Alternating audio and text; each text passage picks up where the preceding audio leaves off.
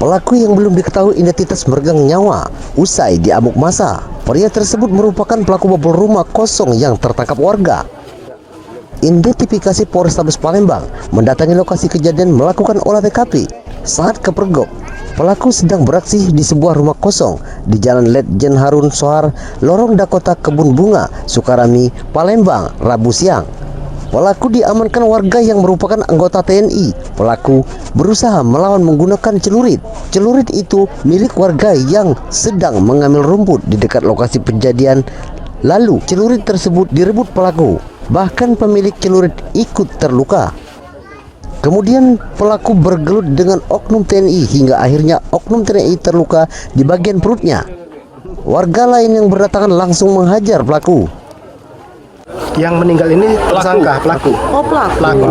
Iya. Karena ada korban yang nangkep itu termasuk anggota TNI. Ini luka. Masih di rumah sakit. Oh, di Berarti yang anggota TNI tersebut sekarang masih di rumah luka dan sakit. dirawat. Berarti ada pergulatan Pak RT ya? Iya, karena pas posisi tadi tuh udah dapat malingnya itu. Kebenaran ada warga lewat bawa biasa nyari rumput.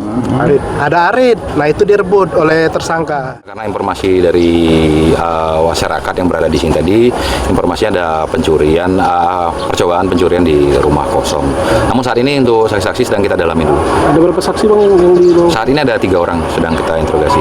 Terluka 1 orang atau 2 orang bang? Sementara 2 orang yang dapat kita informasikan. Oke, makanya diambil Polsek Sukarami bang. Baik, jadi untuk Polsek Sukarami saat ini tadi kami melaksanakan TP/TKP, mengumpulkan saksi-saksi yang terkait mengetahui peristiwa yang terjadi.